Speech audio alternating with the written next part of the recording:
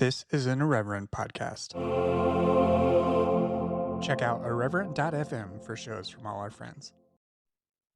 Hello and welcome to Exvangelical, a show exploring the world inside and outside the evangelical subculture. I'm your host, Blake Chastain. I've given that introduction with some variety almost 200 times over the last 6 years or so. Yes, I'm fudging the numbers. I'm counting re-releases, which are essentially reruns, but I want to celebrate a little and express my gratitude. The very fact that this project has survived this long is something to celebrate. This has been an independent project from the very beginning. After we left our last evangelical church on bad terms in 2014, I began banding the idea for a podcast around with a small group of people, primarily my wife and my friend Steven, who would be the second guest I ever had on the show. Idea centered around a simple question. Why have we and so many people we went to Christian school with left evangelicalism? Things would stay in the brainstorming phase for almost 2 years. The podcast, though, felt like a more realistic project than a blog. Even in 2014, I figured that no one would want to read 1,500-word entries on leaving evangelicalism. Podcasting was also preferable because it would allow people to tell stories in their own words, in their own voices. The show would follow a simple 3-act structure. Where did you come from? What area? What church setting and experience? What caused you to break from evangelicalism? And where are you now? I didn't get around to recording the first episode with my friend Jonathan until 2016. We recorded that episode using a single Blue Yeti mic set between us on a table. I had no knowledge of recording audio or editing, and we riffed on things. I released it to the public and shared about it on Facebook during the week of the Republican National Convention in 2016. To my surprise, it found an audience. Folks I hadn't spoken to since college graduation reached out to tell their stories to me and to share them with the world. Over on Twitter, at the time I had a couple hundred followers. Over the course of a few months, I had met folks like Prissy Stroop, Emily Joy Allison, Kevin Garcia, and others who had, in their own way, started to talk about similar topics. All this energy was built off the work that had been done by authors like Rachel Held Evans and Sarah Bessey, David Bazan and Pedro Lyon, Stephanie Drury's Fake Driscoll and Stuff Christian Culture likes accounts, Laura Polk's No Shame movement, podcasters like Pete Holmes and The Liturgists, and many, many more.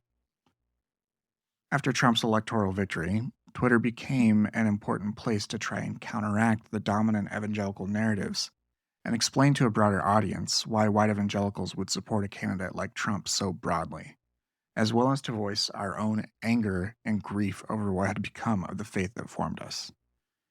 And to this day, I will still contend that grief is central to the process of leaving white evangelicalism for a broad swath of people. The Exvangelical hashtag became a part of that conversation on Twitter. At one point, it got over 100,000 impressions per day on the site, and it would later jump to other networks, including Instagram and TikTok, where it would balloon even further. The hashtag has over 1.3 billion views on Twitter as of today.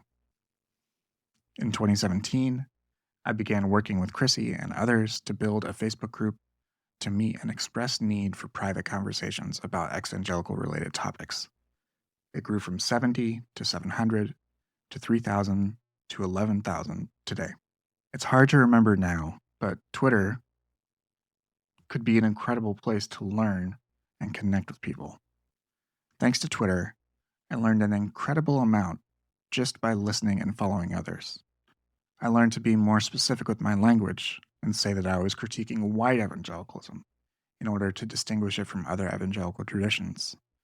I learned about the expansiveness of queer experience and the ways people related to and expressed their gender. I discovered new ways to relate to concepts of faith and how to hold space for both others and myself when those ideas and relationships changed. But it wasn't always smooth sailing. People eventually started calling this the Exvangelical movement, which was, in its way, part of the deconstruction movement. It got attention. In 2018, I was part of a documentary on it and was quoted in a Newsweek cover article. This movement, such as it was entirely online and bootstrapped by a handful of people making podcasts or Instagram accounts or some other content. It wasn't funded by donations to focus on the family or underwritten by a major music label, denomination, or parachurch organization. There was no financial infrastructure to speak of, and the cultural norms were being worked out on the fly. Exvangelical spaces were and are prone to the same pitfalls of other online cultures. Beefs between various groups or people, disagreements turning into flame wars, and so on. But all with the added sting of echoing traumas we felt and experienced in our former church context. I'm not exempt of this. When those things started happening in exvangelical contexts, it was easy to lambast and to opt out. In 2019, while in the midst of a deep personal offline grief, one of those conflicts broke out on Twitter and included me. My wife asked me to stop so I could be more present with my family, and I did, putting the show on hiatus. When your spouse asks you to do something like that, especially when they know how much your work means to you, it is wise to honor that request. 6 months or so later, I would start recording and publishing again, but with a more defined relationship to this part of my work. Since then, I've established my own boundaries with social media and have generally avoided online conflict unless it directly involves me. Even my desire to punch up on places like Twitter has largely waned. And the realities of social media favor conservatives anyway, no matter how much they complain. So there's no sense in losing a fixed game in an arena that just cares about engagement. I view the work of this show as providing people who are early on in their process of questioning their relationship to evangelicalism or reeling from the recent loss of their community by interviewing people who have gone through similar things. I am ultimately interested in how people changed their minds and decided to make such a significant decision to upend their lives. To change your mind is no small thing, especially for something like religious belief, practice, and community that takes up such a big part of life. Other aspects of my work have changed too. I'm less interested in the theological side of things than when I started. It's a part of life that is less accessible to me at the moment, though I remain open to that particular fascination being rekindled at some point down the line. Though theology doesn't currently pique my interest, I remain fascinated by how our beliefs shape and justify our actions and the way we treat ourselves and others. I also interview a lot more authors than when I started out, but I love reading and books, and I view this as a natural evolution. In 2020, I started the Post-Evangelical Post newsletter. That same year, I also started interviewing experts on the more systemic issues of white evangelicalism on my other show, Powers and Principalities. The first season covered white evangelicalism and Christian nationalism, and my guests on that season have had their profiles increase many times over in light of the January 6th insurrection and the constant threat and consequences of white Christian nationalism in U.S. politics and society. 2020 was also the year that several creators on TikTok began to build massive followings creating exvangelical content.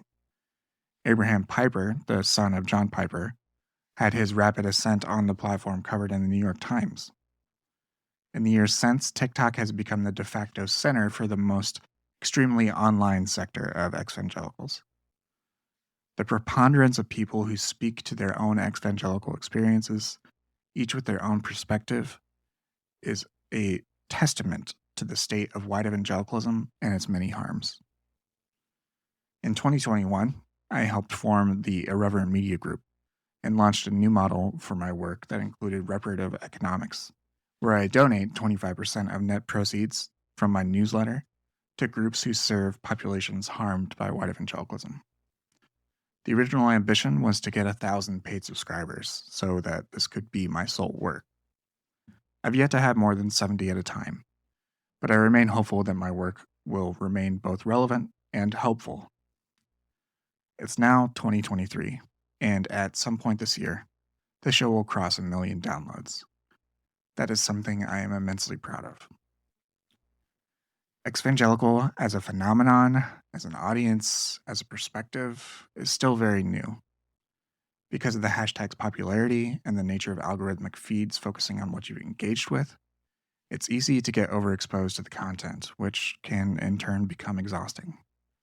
From the creator perspective, there's a feedback loop that encourages you to make one particular type of content to maintain engagement. And whenever your heart isn't in it, that leads to burnout and loss of interest, which is both common and understandable, and certainly not limited to just exvangelical or deconstruction creators.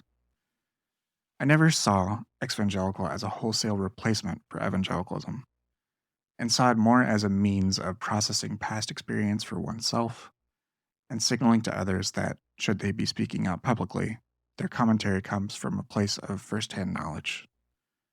In pluralistic or secular spaces, white evangelicalism benefits from the naivete and ignorance of others who don't know what it's like to be part of a group with such inherent dissonances. Exvangelical challenges that. As I've said for years, a term like exvangelical has both values and limits, and it is good to be cognizant of them. Ex-evangelical projects do have peculiar challenges, to be sure. In one sense, exvangelical is best understood as a robust counterpublic that challenges the still dominant white evangelical narrative in the broader American society. For all the evangelical bluster about deconstruction and exvangelical becoming popular online, there are no ex-evangelical voices with routine access to The Atlantic and The New Yorker and The New York Times, and there is no exvangelical coalition to underwrite and support creators. When you look at the Apple Podcasts Religion and Spirituality Top 200, it is still largely dominated by white evangelical voices. On the community aspect of things, ex-evangelical spaces are made up of people who have left white or white-led evangelicalism. And some spaces can be homogenous, even if there is a commitment to anti-racist values and practices. Learning and unlearning the history of racism and white supremacy within white Christianity is a lifelong undertaking, and BIPOC ex-evangelicals have their own needs and desires. Further, for people leaving a high-control religion, there is a strong resistance to falling behind a single leader, and I think this is an asset. It is also hard to know what is a community versus what an internet researcher like Dana Boyd would call a networked public. Are Instagram comments under a particular creator's content a community? Is the chaos of Twitter a community? Or does a community require clear rules of engagement and boundaries? How do digital communities differ from IRL ones like those we left? And if these are liminal communities intended to foster people to stay for a time before moving on, how does one leave well? Digital ghosting has echoes of the holy ghosting so many people experienced when they left their churches. These are open questions that I've yet to fully answer, and the answers may change with time. There are the private and personal needs of people seeking solace or belonging or language to give their experience. And there is a need to speak out about and discuss these matters in the public sphere, especially in a society where white evangelical power is so deeply established. Each need requires its own response. I am grateful for whatever part, big or small, I have had in these developments. I have no illusions of originality. This work was being done before me and will be done without me. To quote Caveman's Call, I come from a long line of leavers. I am so thankful for all the people I have met through this. I have limited my comments here to my own experience because I don't wish to speak for others. But I am deeply thankful for current and former moderators of the Exvangelical Facebook group, for my supporters on Substack and Patreon, for my family and friends, and for anyone who has come on the show to share a part of their story. Challenging something like white evangelicalism is a big task. It requires a lot of work and attention, and so many people have contributed. I'm not concerned with preserving the reputation of other forms of evangelicalism, or even of Christianity. These groups are and will be judged by the fruits of their labors. But despite all the changes I've undergone, despite my disinterest in preserving a Christian society, that old religious impulse to desire a Christ-like society, in the most aspirational sense of that word, is still kicking around in my soul. White evangelicalism doesn't want to be reformed, so yes, it is being deconstructed. What's built next is yet to be determined. Thank you for listening. I'll be back with another interview episode this Thursday. If you want to support my work, you can do so at just $5 a month or $50 a year at postevangelicalpost.com. Exvangelical is a production of Post-Evangelical Post, LLC.